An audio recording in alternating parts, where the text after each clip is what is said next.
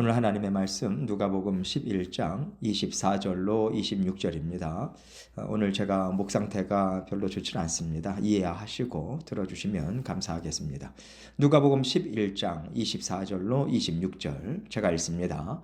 더러운 귀신이 사람에게서 나갔을 때에 물 없는 곳으로 다니며 쉬기를 구하되 얻지 못하고 이에 이르되 내가 나온 내 집으로 돌아가리라 하고 가서 보니 그 집이 청소되고 수리되었거늘 이에 가서 저보다 더 악한 귀신 일곱을 데리고 들어가서 거하니 그 사람의 나중 형편이 전보다 더 심하게 되느니라. 아멘. 하나님께서는요, 하나님의 나라를 눈에 보이는 것으로 세우시지 않습니다. 하나님께서는 하나님의 나라를 하나님의 자녀들의 마음에 세우시고 우리 마음에 세워진 하나님의 나라가 모이고 연결되어서 온 땅 가득 하나님의 나라가 세워지기를 원하세요. 그래서 예수님은 눈에 보이는 것으로 하나님 나라를 세우려고 하지 말 것을 늘 율법주의자들에게 말씀하신 겁니다. 율법학자들은요, 율법을 문자적으로 지키고 선행을 하는 것으로 하나님의 나라를 이루려고 했어요. 그렇기 때문에 예수님은 눈에 보이지 않는 너의 마음과 생각과 정성과 뜻을 다해서 하나님을 사랑하고 이웃을 사랑해서 하나님의 나라를 이루어 가라고 말씀을 주고 계신 것이죠. 오늘 말씀 또한 하나님 나라를 어떻게 세워갈 것인지에 대한 예수님의 가르침을 담고 있습니다. 예수님께서 오늘 본문의 말씀을 하시기까지 어떤 일이 있었냐면 예수님께서 벙어리 되게 하는 귀신 들린 사람에게서 귀신을 내쫓으셨어요. 그러자 그 사람이 말을 하기 시작했는데 모든 사람들이 다 놀라는 거죠. 그런데 그 사람들의 반응이 참 아름답지가 않아요. 어떤 사람들은 예수님이 바알세불의 힘을 빌었다고 얘기해요. 바알세불은 사탄의 별명이거든요. 예수님이 사탄의 힘을 빌어서 귀신을 쫓아낸 거라는 거죠. 지금 짜고 친 거다. 진짜 귀신을 쫓아낸 게 아니야. 예수는 사탄이 부리는 졸개 중에 하나인 거야.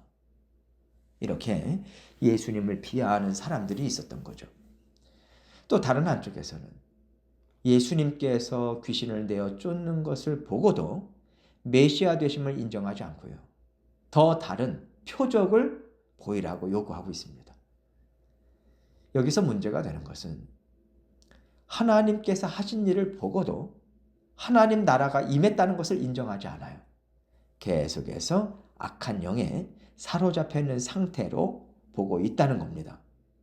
그래서 예수님께서 그들에게 이 말씀을 주고 계세요. 24절입니다. 더러운 귀신이 사람에게서 나갔을 때에 물 없는 곳으로 다니며 쉬기를 구하되 얻지 못하고 이에 이르되 내가 나온 내 집으로 돌아가리라 하고 더러운 귀신이 쫓김을 받고서 그 사람에게서 떠났을 때 아직 그 귀신은 살아있어요. 삼킬 자를 찾아서 살 집을 찾아서 돌아다니고 있는데 두루두루 돌아다니는데 그럴 때 귀신은 어디를 살 곳이라고 정하냐면 물 없는 곳이래요. 물은요, 옥토밭을 이룰 수 있는 중요한 조건 아닙니까? 물이 촉촉히 적셔져서 수분이 충분히 공급이 될 때 싹이 나고 풍성한 열매를 맺을 수 있는 거잖아요. 그러니까 영적으로 볼 때 이 물이 없다라고 하는 것은요, 하나님의 말씀을 받아들일 생각이 전혀 없는 메마른 심령 상태를 얘기하는 겁니다. 하나님에 대해서 관심 없어요. 오히려 하나님을 대적하는 심령 상태인 거죠. 그런 심령을 찾아서 다니다가 거할 집을 찾지 못한 거예요. 그러니까 그 귀신이 그럼 내가 옛날에 있었던 집을 한번 가볼까? 내가 쫓겨났긴 했지만 지금 어떤 상태인지는 모르지. 그러면서 확인하러 그 사람에게로 다시 돌아가 보니까 25절 말씀 보세요. 가서 보니 그 집이 청소되고 수리되었거늘. 청소되고 수리되었다라고 하는 것은 어떤 긍정적인 의미가 아닌 거예요. 쫓겨났던 귀신이 살기에 너무도 편안한 환경으로 바뀌어 있다는 거예요. 업그레이드 되어 있었다. 이런 거죠. 그러면 그 귀신이 그렇게 살기에 안성맞춤으로 되어 있는 그 집을 놓고 그냥 가겠습니까? 이 집보다 더 좋은 데가 없었어. 이제 이 집을 완전히 내 거점으로 삼아야 되겠다.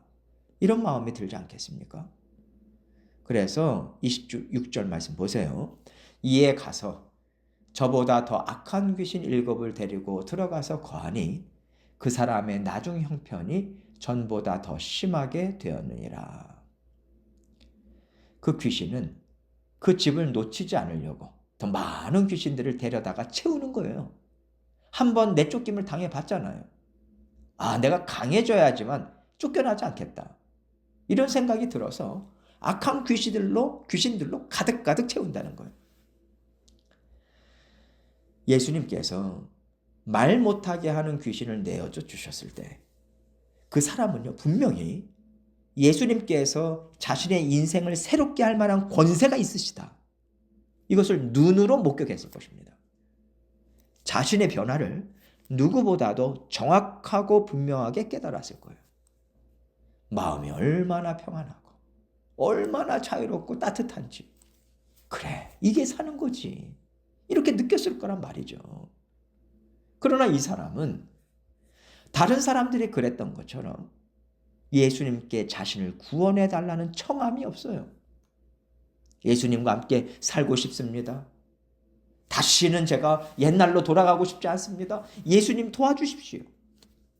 이렇게 예수님을 붙잡는 간청함이 이 사람에게는 없어요. 그는 예수님을 만났습니다. 예수님의 권세를 봤어요. 예수님이 주시는 평안과 자유를 맛보았습니다. 그런데도 예수님을 쫓아가지 않아요. 그렇다면 이것처럼 메마른 심령이 없는 거죠. 악한 귀신이 이걸 보니까 이 집처럼 좋은 집이 없구나. 내가 살기에 여기보다 더 좋은 터전은 없다라는 확신이 서는 거죠. 이것을 오늘 말씀에서 청소되고 수리되었다라는 말로 표현하고 있는 겁니다. 그럴 때 더 많은 귀신들을 데리고 와서 권세 있는 자가 오더라도 내쫓기지 않겠다 이 각오로 그 사람을 꽉 붙잡고 있으니 그 사람의 형편이 어떻게 되겠습니까? 예전보다 더 심하게 바뀌었겠죠. 예수님께서 이런 뜻을 담아서 비유의 말씀을 주고 계신 거예요. 자, 그러면 이 말씀에 해당되는 사람들이 누굴까요? 예수님께서 하나님의 권세로 메시아로 오셨음을 증거하는 일들을 펼쳐 보여주셨습니다. 그러나 그것을 맛보고 지속적으로 경험을 통해서 알았음에도 불구하고 예수님을 메시아로 인생의 구원자로 받아들이지 않는 냉랭함을 갖고 있는 사람들이죠. 오병이어의 기적을 눈앞에서 맛봤고 배불리 먹었지만 예수님의 권세를 통해서 예수님을 나의 주인으로 나의 하나님으로 받아들이기보다는 육신의 배만 불리는 양식을 받아 먹고자 예수님을 쫓아다니는 사람들인 거예요. 더군다나 그 당시에 예수님의 뒤를 쫓아다니는 사람들은요, 바리새인들과 서기관들이었어요. 하나님께서는요, 그 누구보다도 풍성한 하나님의 말씀을 그들에게 배불리 먹여주셨습니다. 그들의 곳간에 가득 채워주셨어요. 그러나 그들은 하나님의 말씀을 이해하고 깨닫고 또 나의 것으로 받아 먹어서 다른 영혼들을 살리는 일에 자신의 영혼을 굳건하게 세우는 일에 사용하지 않고요. 자기 배만 채우는 일을 하는 거죠. 하나님의 말씀을 많이 안다는 인정을 받고 높은 자리에 앉아서 사람들을 판단하고 비판하고 쪼개고 나누는 일에 기쁨을 얻는 겁니다. 말씀으로 영혼을 살리기보다는 말씀으로 육신의 욕망을 채우는 것에만 집중을 한다면 그 영혼이야말로 악한 영이 볼 때 깨끗이 청소되고 수리된 마음 아니겠습니까? 귀신을 내쫓아 주었지만 예수님을 모셔드리지 않고 오히려 배척하고 잡아 죽이려는 마음을 갖고 있으니 이것이 사탄이 기뻐하고 사로잡을 만한 마음이 아니겠어요? 이렇게 예수님은 빗대어서 바리새인들을 꾸짖고 경고의 말씀을 주시는 거예요. 이 바리새인들이 귀신을 내쫓아 주었다는, 예수님께서 귀신을 이들에게서 내쫓아 주셨다는 것이 주었다는 것이 아니라 그렇게 귀신을 내쫓는 하나님의 권능, 메시아이심을 드러내는 권능을 보았음에도 불구하고 그렇게 예수님을 잡아 죽이려는 마음을 이들은 갖고 있었다고 제가 말씀드리는 거죠. 앞부분에 제가 좀 혼동되게 말씀을 표현을 했습니다. 죄송합니다. 하나님께서 우리에게도 이런 경고의 말씀을 주실 때가 많지 않습니까? 하나님은 우리 삶의 필요들을요 채워주셨어요. 먹을 거, 입을 거 주시고요. 원하면 좋은 집도 주시고 원하면 명예를 갖게 하시고 인정도 받게 하시면서 우리의 필요를 흘러넘치도록 채워주셨습니다. 그럼에도 불구하고 모든 것이 다 하나님으로부터 왔다는 것을 인정하고 내 삶의 주인은 오직 주님이십니다. 이 마음으로 살아야 되는데 그렇게 살지 못하고 모든 영광과 힘의 원천을 내 열심, 내 성실함, 내 능력으로 돌린다면 이것이야말로 메마른 심령으로 가는 지름길 아니겠어요? 또 하나님께서 영혼을 구원하라고 하나님 나라 힘있게 세워가라고 곳간을 풍성하게 채워주신 건데 하나님의 나라를 세우는 것에 사용하지 않고 내 즐거움, 내 만족, 내가 원하는 것 이것을 얻는 곳에만 사용하기에 급급하다면 우리가 바리새인들과 서기관들과 뭐가 다르겠습니까? 하나님의 나라를 소중하게 여기지 않고 나 자신을 사랑하고 나의 것을 먼저 채우기에 급급하다면 이 또한 악한 것이 살기에 참 좋은 환경인 거죠. 그래서 오늘 말씀은요. 종교 지도자들뿐만 아니라 이적과 놀라운 현상에만 관심을 갖고 예수님을 쫓아다니는 군중들에게도 동일하게 주시는 말씀이에요.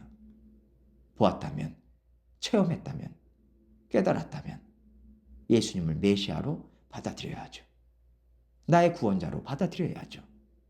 그리고 예수님을 쫓고자 예수님의 가르침을 따라가야 되는 것이 맞는 거 아니겠습니까?